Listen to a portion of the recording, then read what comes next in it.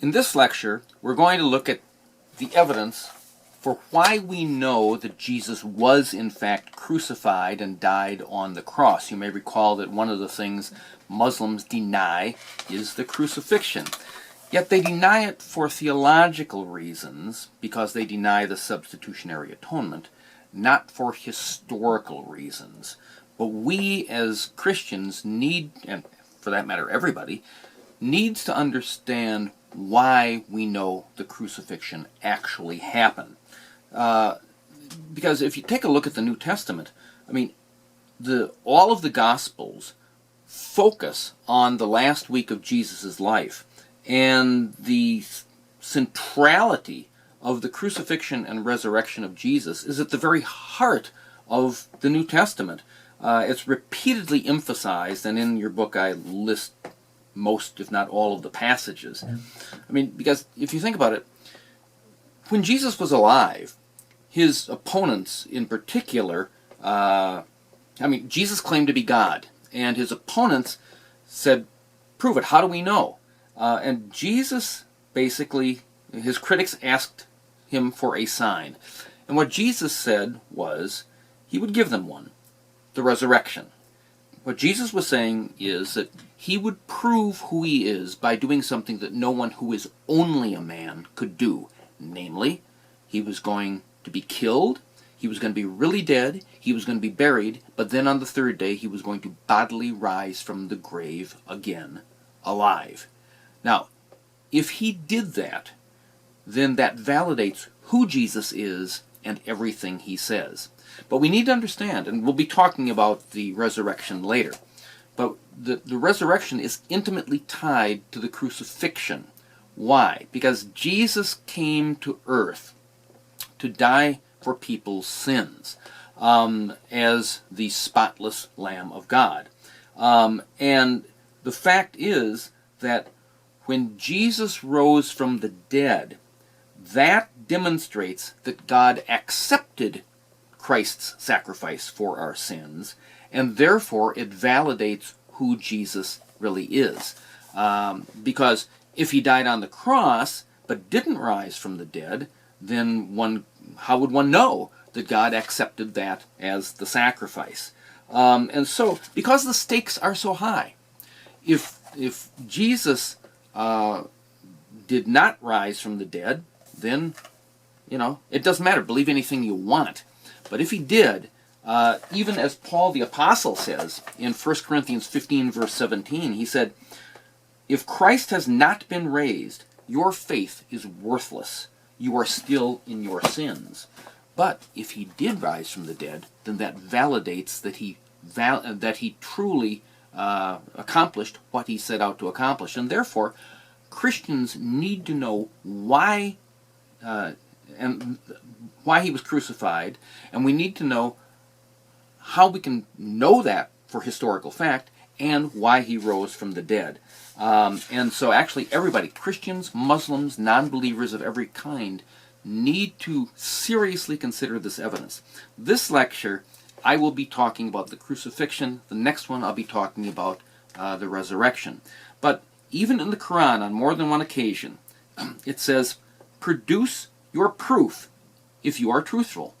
That's a challenge made by Muslims to Christians. And so, what is the evidence? They need to consider this, and you need to know it. Well, there are several reasons why we know that Jesus in fact died on the cross. The first is that there were multiple witnesses. This did not happen in the dead of night in a corner someplace. Instead, there were Roman government officials, the Jewish leaders were there, the common people, both the friends and the foes of Jesus, were all there. His disciples were there, his friends, his own mother was there. So there were people of all kinds, some who wanted to see him dead, some who didn't. And think about this. The crucifixion is talked about in many books of the Bible, and his death is, and whenever the manner of his death is talked about, it's always about crucifixion. And again, his own mother was there. A mother knows who her son is. I mean, the idea that somebody else was substituted for Jesus is absolute nonsense. Because remember, he had been in the hands, from the time he was arrested, he had been in the hands of the Roman government officials and the Jewish leaders. There was no way that anybody else could be substituted for him. And so they knew that it was he who was tried, he who was beaten, he who was led out to be crucified, and he who was nailed onto the cross. I mean, his own enemies guaranteed that. So, and again, the only statement that Muslims can come up with is one statement made 600 years or more after the fact. That does not cut it as valid historical evidence. Secondly, the earliness of the Christian creeds. Now, for example, the Apostle Paul wrote 1 Corinthians. He wrote a number of other books in the Bible. But in 1 Corinthians 15, verses 3 through 7, and in Philippians 2, verses 6 through 11, those are what are known as early Christian creeds. And in your book, I explain why. In other words, he was reporting on information that had been passed on to him by the disciples and by others. These are statements that were not made up by him, but they are statements from the eyewitnesses. And so even though Paul wrote his books within about 20 years of the death of Jesus, nevertheless, he is going back, he's taking the words of the eyewitnesses who were there at the time. So this is not hearsay testimony. This is direct eyewitness testimony that Paul is simply repeating. Third, we have the medical evidence of his death. There was a detailed article in the Journal of the American Medical Association some years ago which talk about the crucifixion and why we know he died. And so it talks about the manner of death, the medical evidence from the Bible, the fact of the Roman spear in his side. But some people, we need to remember this. When Joseph of Arimathea asked Pilate for the body, Pilate confirmed with the Roman soldier, is he really dead? Now, think about this. That Roman soldier was there. He was a professional killer. He knows if somebody's dead or not. And if he had been mistaken or been lying, he would have forfeited his own life when he told Pilate that he was dead. So he had to have been 100% certain that Jesus was dead.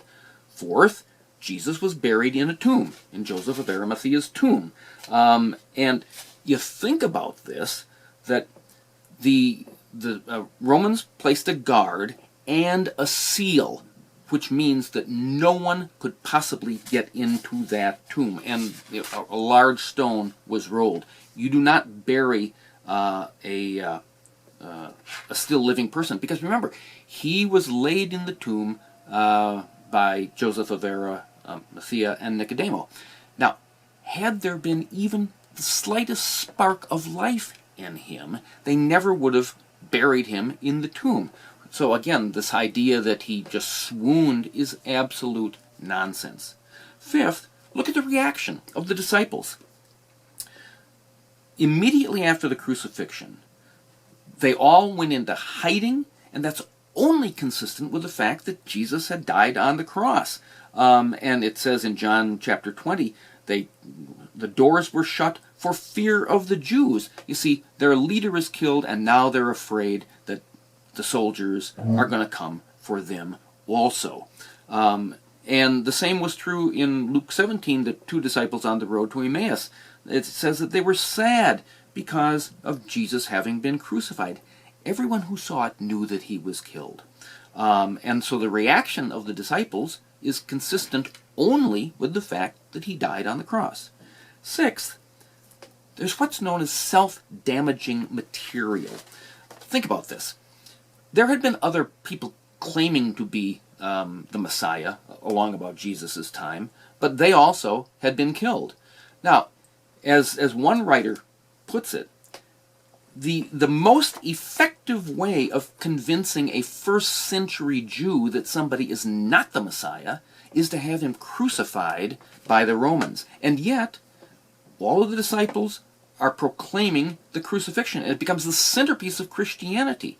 And it becomes that as a result of the resurrection.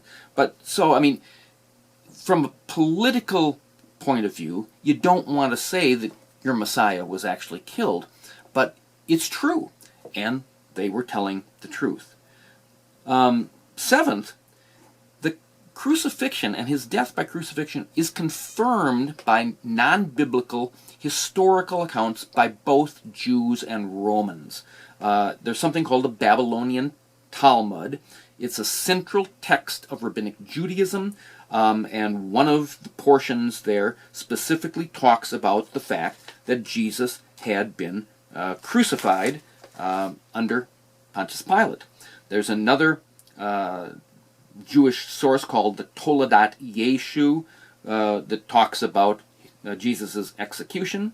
The first century historian named Josephus, he was a Jew who became a historian for the Romans. He talks about this. The Roman historian Tacitus talks about how Christ was killed at the hands of Pontius Pilate. And there are two other sources that I refer to in the book that, again, these are not Christians proclaiming this. These are Christ's enemies admitting and proclaiming that Jesus was crucified. And finally, there's the failure of alternative explanations. Remember, the primary Muslim claim is the idea that somebody else was substituted for Jesus. One Muslim named Yahya Imrich says that, well, maybe the Romans grabbed the wrong man because all Semites or Jews look alike. Well, that's nonsense, because all Semites do not look alike to other Semites. And again, Jesus had been in the hands of the Romans and his Jewish enemies from the moment he was arrested until he was on the cross. Furthermore, Muslims tend not to think about the fact that if Allah substituted somebody else for Jesus on the cross, Allah would have been victimizing an innocent man. Secondly, Allah would have been deceiving not only Jesus' enemies, but also Jesus' mother, his relative, and his friends and his disciples. And thereby, Allah would have been demonstrating that he is inherently untrustworthy, because this deception was completely unnecessary.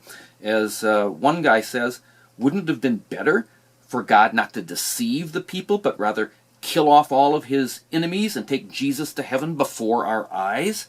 And again, if Allah could deceive everybody into thinking that an event which they all witnessed was actually a hoax, how can Muslims believe anything that Allah says? You see, Muslims don't think about that. You should think about that and be able to explain this. And likewise, the swoon theory, absolute nonsense, because number one, it's contrary to the eyewitness testimony of all the early witnesses, both Christ's friends and his foes. Secondly, the way one dies on the cross primarily is from asphyxiation. You're not able to breathe, and you cannot fake that. So for any lengthy period of time. So in other words, he was on the cross for hours. He could not fake asphyxiation, so he was dead. Again, we saw a medical description of his death. We talked about that earlier. And as I mentioned, he was buried by Joseph and Nicodemus. Had there been but one spark of life, they clearly would not have buried him. And finally, think about this. If he had somehow swooned, and he's all bloody and so on, if he's able to revive in the tomb, how is he able to roll away the stone? How is he able to get out there with a Roman guard and a seal? And if he did that and went to his disciples, he'd have come all, going, oh, please help me. How could they possibly have said, this is the Lord of life. He has triumphed over death itself? No, you could not possibly believe that he is the Lord who has come back to life. It would only have weakened their impression, and simply shown them that he was a man who was very sick but he is not the Lord of life. So there are very good historical, biblical, logical, and factual reasons why we can be absolutely sure that Jesus died on the cross. And in fact, in the conclusion, I quote from a Muslim named A.D. Ajijola. He's a member of Nigeria's Supreme Council of Islamic Affairs. In his book, he says, he even refers to the historical fact that Jesus had been put on the cross, and that Christians and Jews, despite their discords, are at one that Jesus died on the cross.